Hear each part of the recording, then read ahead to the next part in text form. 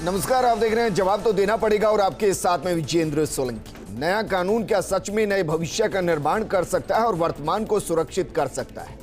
इसी उम्मीद के साथ एक नया कानून आ रहा है और वो पास हो चुका है विधानसभा में। कानून परीक्षाओं में नकल के खिलाफ है, नकल कराने वालों पर नकेल कसने के लिए है।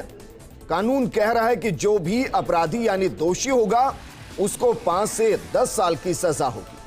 अपराध गैर जमानती होगा। यह इसलिए भी जरूरी क्योंकि जिन्हें रीट परीक्षा में दोषी पाया गया वो जमानत पर बाहर आ चुके हैं। इस नए कानून में कम से कम 10 लाख का जुर्माना और ये 10 करोड़ तक हो सकता है। प्रॉपर्टी जब्त कर उसे कुर्क और सीज करने का इसमें प्रावधान किया गया है। अब नकल करने वाले परीक्षार्थी को भी सजा होगी, सिर्फ कराने वालों को नहीं, जो कर रहे हैं उनको भी सजा होगी और वो अगले 2 साल तक किसी भी परीक्षा में नहीं बैठ पाएगा। उसे सजा भी होगी, उसे जुर्माना भी देना पड़ेगा। ऐसे मामलों की जांच एडिशनल एसपी स्तर का अफसर करेगा, उससे नीचे स्तर का अफसर ऐसे मामलों की जांच नहीं करेगा। इस कानून को कठोर माना जा सकता है, लेकिन क्या सच में कानून आने के बाद नकल रुक जाएगी, नकल गैंग टूट जाएगी?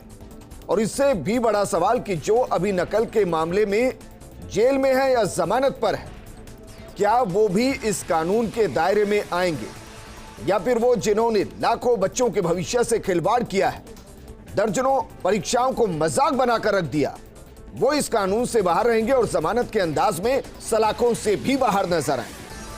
आज बात इसी मुद्दे पर कि क्या कानून से सुधरेंगे भविष्य के लुटेरे।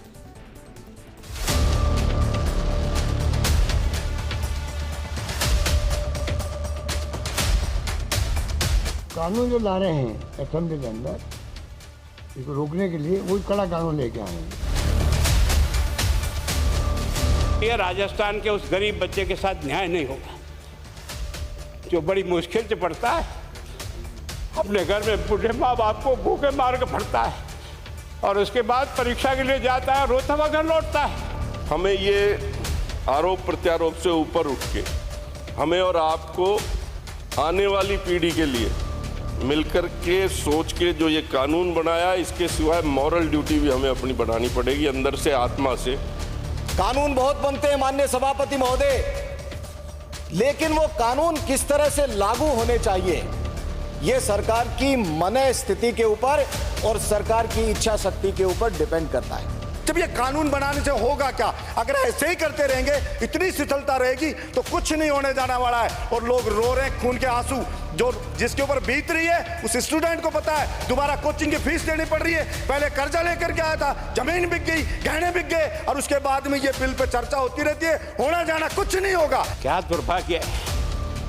और इस कारण से केवल इसके लिए खुश मत हो जाओ कि हमने कानून बहुत सख्त बना दिया इसलिए अपराधी रुक जाएगा। नहीं, सिस्टम को बदलना होगा, ये परीक्षा का सिस्टम चेंज करना होगा।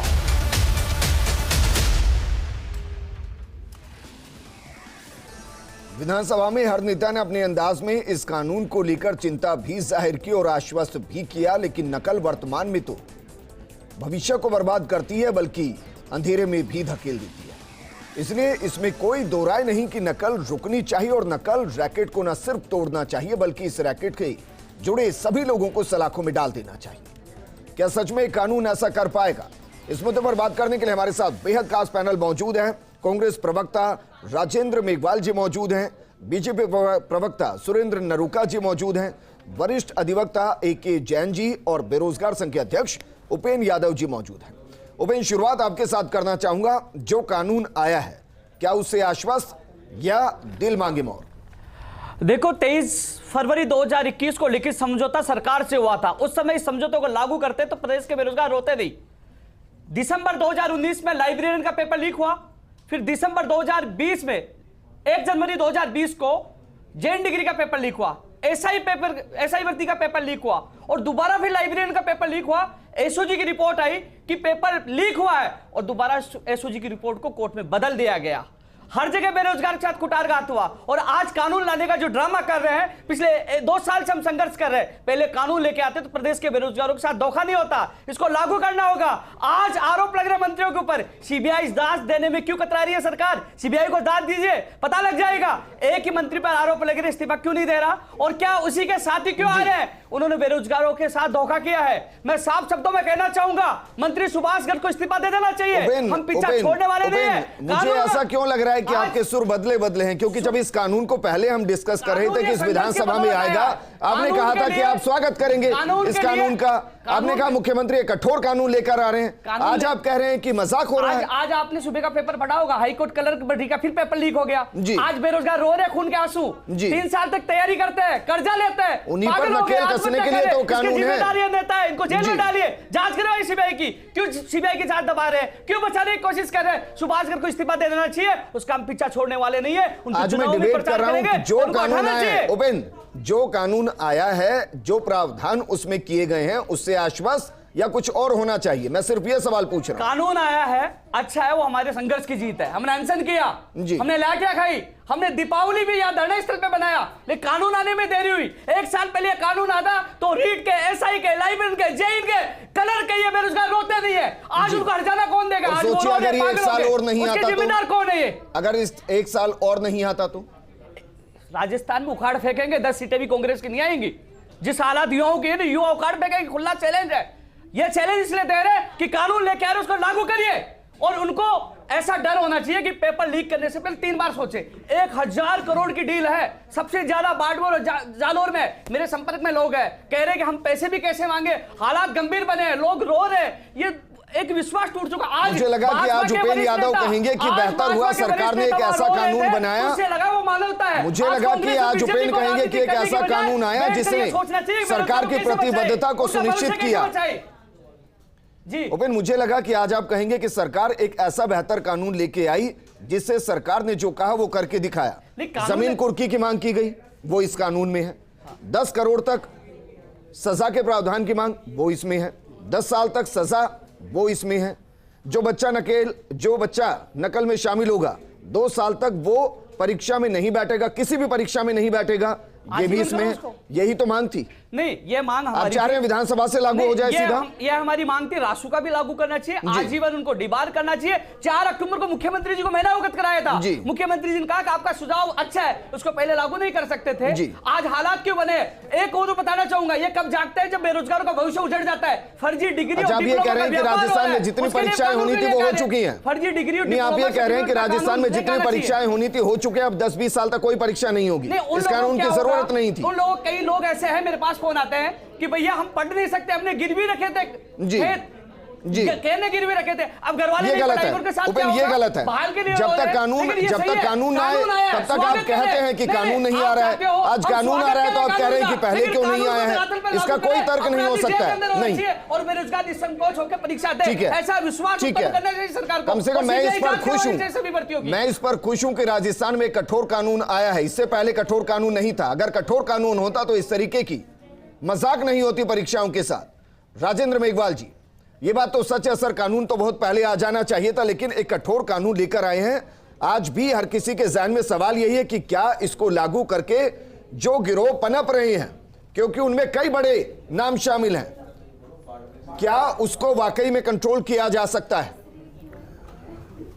देखिए विजेंद्र जी, राजस्थान सरकार ने, माननीय मुख्यमंत्री जी ने जो बेरोजगारों के साथ में या जो नकल माफिया जिस तरीके से इस देश के अंदर और इस प्रदेश के अंदर अपनी जड़ें जमा रहा है, उसको नेस्तनाबूद करने के लिए जिस कानून का वादा किया था, उस कानून को बनाया है। और उन दोनों कानूनों के अंदर एक तो अनुचित साधनों के रोकथाम के लिए और एक उपाय देने के लिए दोनों तरीके के एक संशोधन कानून है, जो कि 1992 में भी राजस्थान में बना हुआ था। उस कानून के ऊपर से जो आपने अभी जो धाराएं गिनाई कि भाई इसमें ये सख्त प्रोविजन किए गए, तो इन बात का हमें स्वागत करना चाहिए। और मैं चूंकि पूरी विधानसभा की कार्रवाई को भी देखा है मैंने, तो कानून बनाने वाले और जो विधानसभा के अंदर बैठे हैं वो लोग अगर कानून के को लेकर अगर अनिश्चितता व्यक्त करेंगे तो लोगों के ऊपर भरोसा कैसे होगा? जो लोग कानून बनाने के लिए जिम्मेदार हैं, चाहे वो विधायक हैं, चाहे विपक्षी दल के नेता हैं, चाहे कोई भी है, उनको इस तरीके की बात नहीं करनी चाहिए। कानून विधानसभा बनाती है, कानून संसद बनाती है और उन कानूनों की पालना की जिम्मेदारी हमारी सबकी होती है। और फिर मैं आपको कहना चाहता हूं कि हमें नैतिक चरित्र भी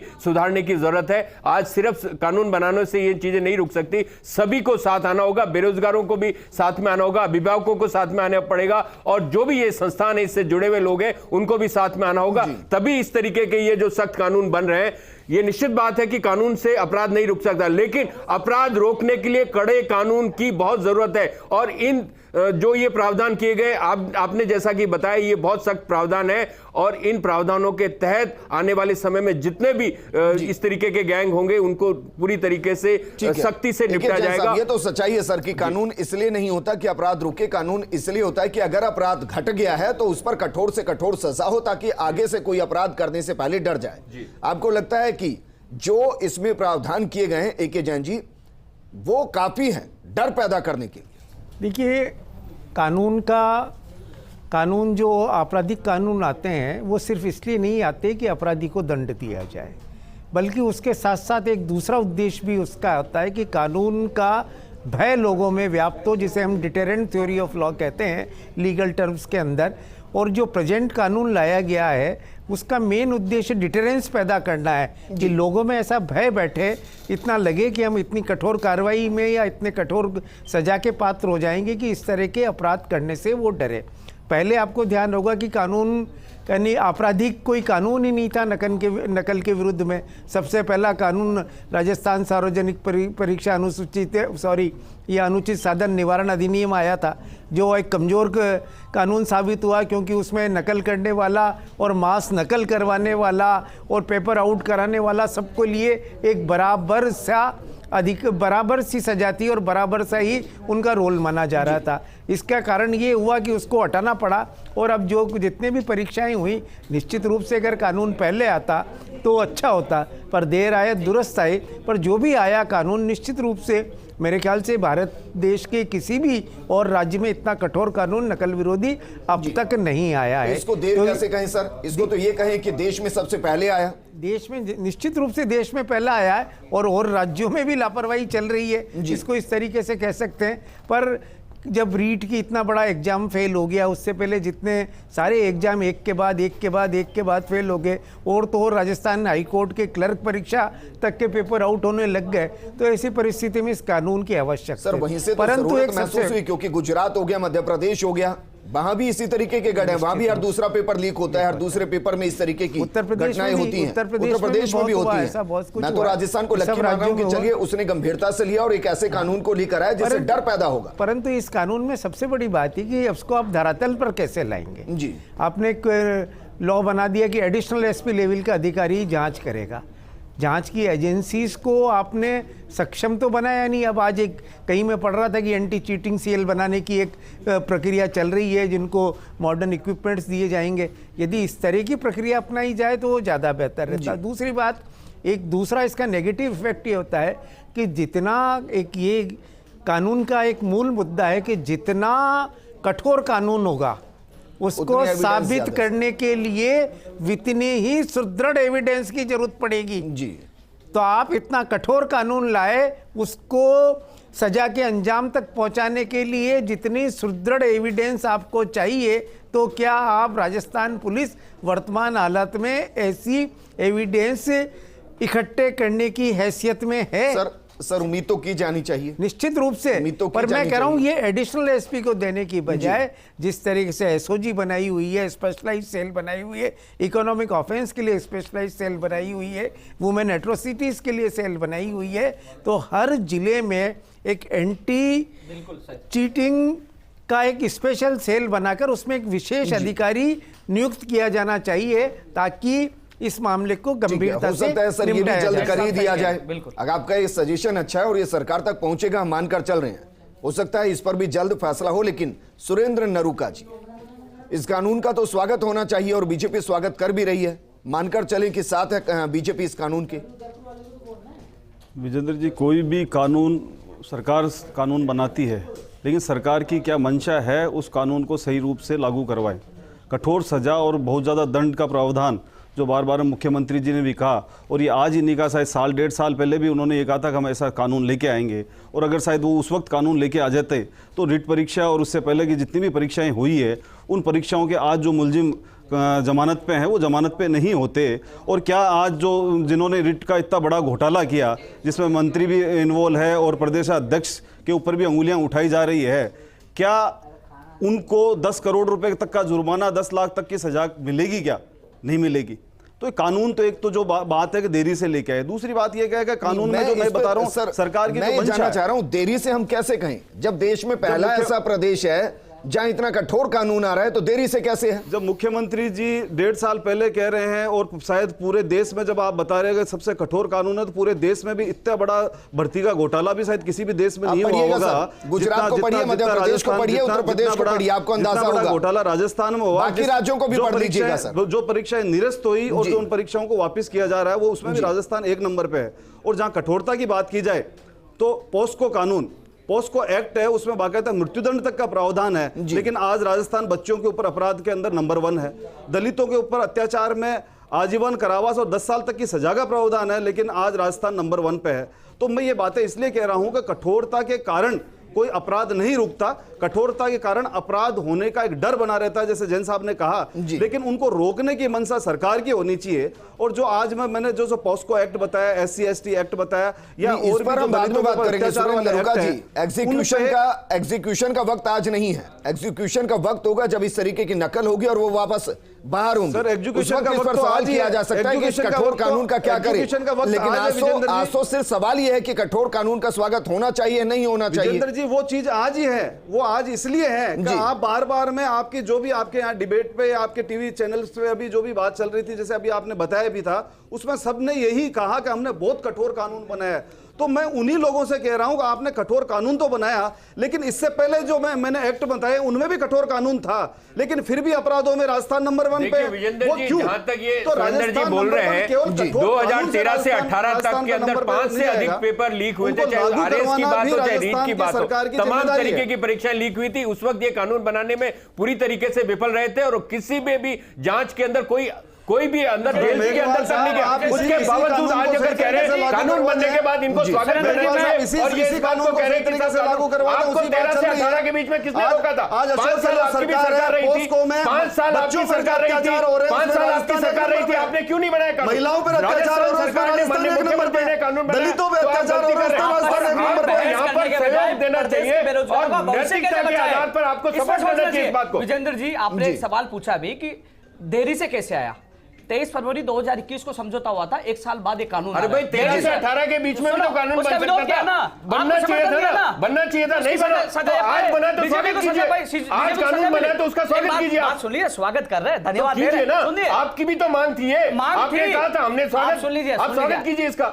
स्वागत तो लेकिन उपेन, आपको लगता है कि आज मांग पर समझौता हुआ और कल कानून आ जाएगा, इतना आसान है? विजेंद्र जी, ये मांग हमारी सरकार ने मानी, मैं धन्यवाद देता हूं, लेकिन मैं सवाल ये उठा रहा हूं, जो मुख्यमंत्री जी ने एक चीफ जस्टिस, रिटायर्ड जस्टिस के नेतृत्व में एक कमेटी का गठन किया था, 15 मार्च तक उसकी रिपोर्ट आएगी। 25 सुझाव मैंने भी दिए थे बेरोजगारों की तरफ से, अभी तक 15 मार्च निकल चुके, वो कमेटी की रिपोर्ट नहीं आई, ना लागू है ना ओपन ही है। अब इसको लेट करोगे आप, किस चीज की वो कमेटी है, फिर आप लागू नहीं करोगे, किस टाइम पास के लिए कमेटी है क्या? कानून की घोषणा 1 साल पहले हुई, आज लागू कर रहे हैं, 1 साल पहले 6 महीने पहले लागू हो जाती तो ये भर्तियां रद्द होती क्या? इनको क्या पता क्या पीड़ा है, इनको क्या पता बेरोजगार कैसे दुखी होता है? 2 विधेयक है, एक में उपाय है, दूसरे के ऊपर अनुचित साधनों की रोकथाम की बात है। आपको दोनों विधेयकों पे बात करनी पड़ेगी। एक विधेयक 1992 के ऊपर सुपरसीड कर रहा है और दूसरा नया है जिसके अंदर न्यायाधीश जो उन्हीं सुझावों को सम्मिलित किया जाएगा। धन्यवाद दे रहे हैं, आपको हाथ जोड़ के धन्यवाद दे रहे हैं, लेकिन इसको लागू करिए, लागू होगा। आज कानून बना है, क्या होगा? आज कानून पारित होगा तो लागू होगा। उनका क्या होगा बताइए?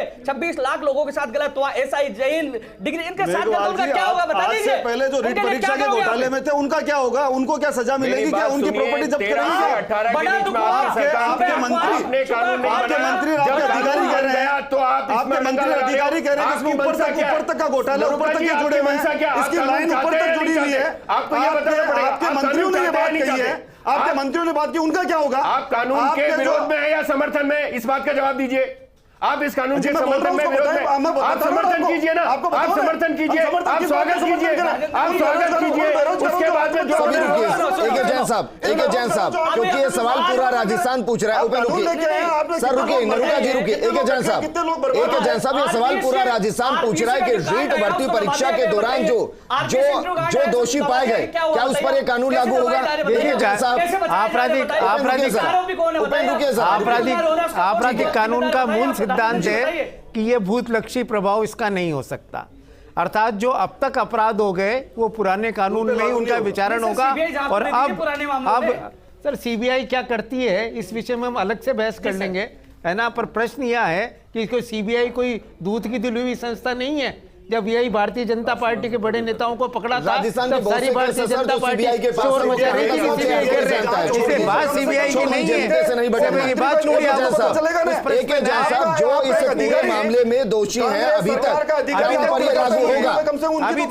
अभी तक दोषी जो हैं वो तो बच निकलेंगे और बच निकल चुके हैं जी। अब आज के बाद, यानी आज भी नहीं, जब राज्यपाल इसको स्वीकृति देंगे, केंद्र सरकार इसको वेट करके क्लियर करेगा, जब इसका नोटिफिकेशन निकलेगा उस दिन से ये कानून लागू होगा। जैन साहब, क्या केंद्र सरकार की मंजूरी चाहिए इसके? वेटिंग होती है, केंद्र सरकार इसको वेट करती है, मंजूरी नहीं होती, वो वेट करके भेजती है कानून को, और उसके बाद राज्यपाल की मंजूरी चाहिए, केंद्र सरकार सिर्फ वेट करती है, और उसके बाद इसका गजट नोटिफिकेशन जब निकलेगा, गजट नोटिफिकेशन से लागू होगा, उस दिन से होगा, और उसी दिन से ये प्रभाव में आएगा। तब तक जो अब तक जो कुछ हुआ है, वो जो जितने भी ये रीट के दोषी हैं या जो भी और लोग दोषी हैं, वो पुराने कानून में ही चलेंगे।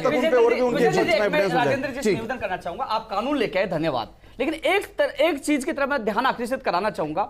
राजस्थान में फर्जी डिग्री, डिप्लोमा, दिव्यांग सर्टिफिकेट का बड़ा खेल हो रहा है। मध्य प्रदेश से बाहर से डिग्रियां बैकडेट में लेके आ रहे हैं, क्या उस पर कानून नहीं लाना चाहिए? क्योंकि जब बड़ा हंगामा पकड़ा जाएगा, जब बेरोजगार का भविष्य खराब हो जाएगा, तब कानून लेके आएंगे तो उससे बहुत देर हो जाएगी। मैं बहुत दिन से मांग कर रहा हूं, पुनः निवेदन कर रहा हूं, आपने नकल पेपर लीक के लिए कानून लेके आए, मैं धन्यवाद देता हूं हाथ जोड़ के प्रदेश के बेरोजगारों की तरफ से। लेकिन अब फर्जी डिग्री, डिप्लोमा के लिए क्या करोगे? वो भी कानून के लिए आप करिए, धन्यवाद देंगे, लेकिन बेरोजगारों का भविष्य बचा लीजिए, हाथ जोड़ के निवेदन है। निश्चित ही उपेंद्र जी, जैसा आपने बात कही, मैं कहता हूं कि भारत राज्यों का संघ है, केंद्र सरकार भी इस पे पहल करे। केंद्र सरकार भी तो एक समन्वित कानून पूरे राज्यों के ऊपर लागू कर सकती है, और जो विश्वविद्यालय गड़बड़ियां कर रहे हैं, दूसरे प्रदेशों के विश्वविद्यालय गड़बड़ियां कर रहे हैं, उनके ऊपर भी सख्त कानून बन सकते हैं। तो आज राजस्थान सरकार से जैसी आप मांग कर रहे हैं, आप केंद्र सरकार से भी मांग कीजिए, और राजस्थान ने अगर पहल की है इस दिशा में, तो इस बात का स्वागत किया जाना चाहिए। और केंद्र को निश्चित रूप से अगर दूसरे प्रदेशों में, और आपका हमारा तो ये मांग होनी चाहिए कि दूसरे प्रदेशों में भी सख्त कानून होने चाहिए। राजस्थान ने जैसा कानून बनाया दूसरे प्रदेशों में भी होना चाहिए। राजस्थान में जो नवाचार हो रहे हैं,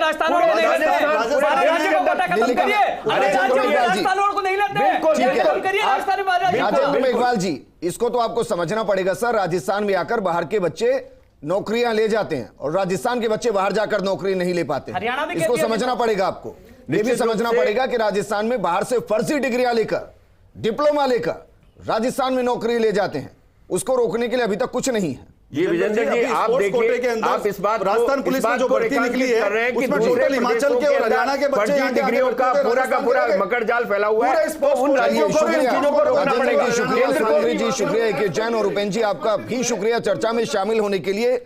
आज बात हो रही थी उस कठोर कानून की जो विधानसभा से पारित हुआ है, लेकिन वो जमीन पर इतने ही कठोरता से लागू हो जाए और जो ऐसी गिरोह के सदस्य हैं उनको सलाखों के पीछे पहुंचा दिया जाए, उनकी जमीन कुर्क कर दी जाए। जिस दिन पहला ऐसा केस सामने आएगा उस दिन मान लिया जाएगा कि कठोर कानून कठोरता से लागू किया गया है। नमस्कार।